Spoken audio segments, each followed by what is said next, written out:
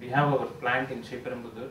So Flexonics is EMS leader, global leader. So we have operations in multiple segments. So one we have in computing, we do notebooks for HP and some other companies. We are in mobile sector, we do mobile handsets for Sony Ericsson as well as Motorola and Samsung, some other companies. And we are having presence in medical equipments and automotive segments and printing consumer digital. So we have around 7 segments. So the registered office is in Singapore, and most of our factories are located in China and Malaysia, Singapore. Also we have operations in Europe and Americas and Mexico. Most of the factories are in China. We have in North China as well as South China. So almost we have around 1,50,000 employees across the globe. So overall turnover was $30 billion as on last. We have majority of the process is into finance background, as well as we have some of the process in IT. We have in procurement, we have in HRSS, and recently we started a new vertical called manufacturing shared service center. Basically, it is buyer's activity which is happening in the site. So post my program with Black Belt, now I am playing the role of project mentor, leading Six Sigma Green Belt projects in finance vertical, majorly in finance vertical. So almost right now around 15 people in their Green Belt program under my training. So I take care of Six Sigma GB training, as well as we have also lean training. We cover up lean basics and lean office as well. So for me, benchmark Six Sigma training, of course, Black Belt training, the major difference which I found, apart from the training content as well as the course material, since we were from the captive background, we didn't have much of awareness what is happening in other industries, how they are using the Six Sigma methodology. So we case experience as well as Shantanu's, the real-time example they gave, like how Six Sigma can be used in hospital industry, or how it can be used in healthcare industry, how it can be used in other service sector industries like insurance, banking, also in call centers. That gave an overall view of, okay, this is the way Six Sigma works in different industries, and with that experience, with that understanding, we went back to our companies, and we had our vision or our understanding about how the Six Sigma can be improved. It was launched. So we went back, and the moment we completed Black Belt training, it was the way people look at us, as well as the way senior management look at us.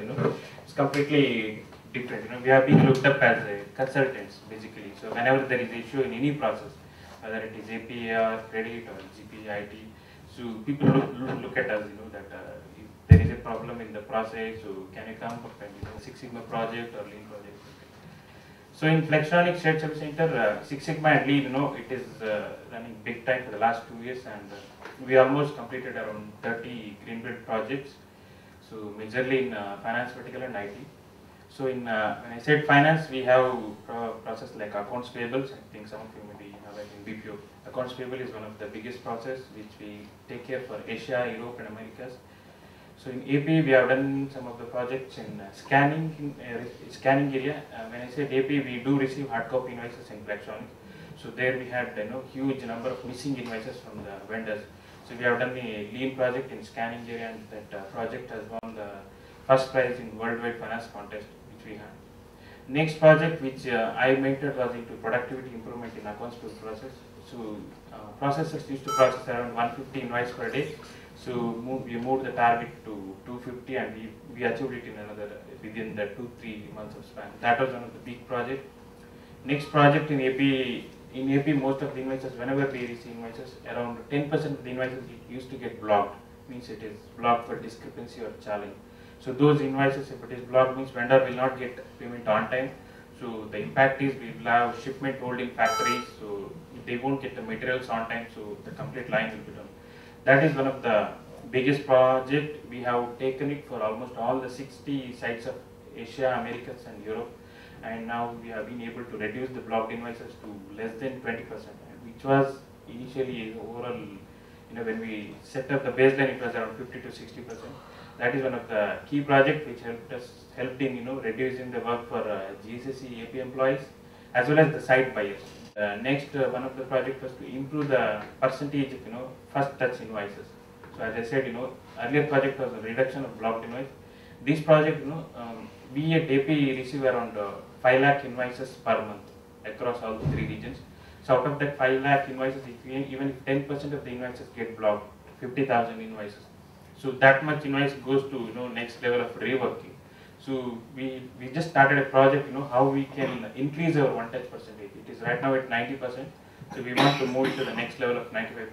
So if we improve 5%, so we can pass another 25,000 invoices with the first touch invoice itself.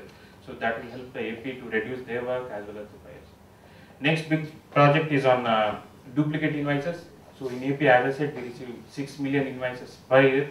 Out of that, 20% goes for duplicate. Means almost around 10 lakhs invoices, which comes as duplicate. Means vendor uploads the invoice or sends the invoice or mails the invoice more than once. So the moment it is duplicate, because in our package, unless we open the invoice, we don't know. Our AP guys, processors won't be able to know what exactly it is. So they need to spend almost 70% of the time they spend to process a good invoice. So it is taking 20% is a big volume in terms of the huge rework as well as to the AP processors. They need to spend almost. So we initiated the project in all the 3 regions, and right now we are standing at 5%. From 20% we have been able to bring it down to 5%. So it is a very challenging project because it is not a one-time fix. The moment I said we reduced it to 5%, we have to keep on sustaining it on a monthly basis, because every month vendors send new invoices, right? That's one of the, and it helped us to improve the productivity as well, because people are spending good time in good invoices, as well as vendors, whenever they ask the feedback for the invoices, in our system we say it is ready for payment. Earlier it was not like that. We have huge invoices backlog because of the duplicate. So we used to go back and tell them invoice is not in system. So again they will upload, and when we process, it is already in system. It is already. That's a good project. Next project, which I recently on the verge of completing, that is in AR collections. So in all the Flextronics sites for Americas and Asia, we have collection center here. So we used to receive money from the customers, but because of lack of information as which account it relates to, which customer it relates to, we used to have huge unapplied cash. So in collection we call it as unapplied cash. So the unapplied cash, baseline metrics, we used to have almost around 5 million cash, $5 million of cash which is received, but it is not applied to any customers. Cash, our AR aging will go up. So because they are not able to allocate it to which customer it related. So we just completed the project, and we found some of the root causes, like they were not giving the remittance address properly, they were making excess payment, and some of the root cause which we analyzed, and right now we are standing at 2.5 million, and our goal is to reach 1 million. That is one big project in here. In credit as well, we done a project. Credit is basically the team which takes care of credit review of all the Flextronics customers. Whenever they want to add a customer, they need to do the rating, check the finance background, how much pay term they can give. So there we done a project to improve the processing of the customer forms. So they used to process around 15 per day. So now the target is 25. So we are at 32 this month.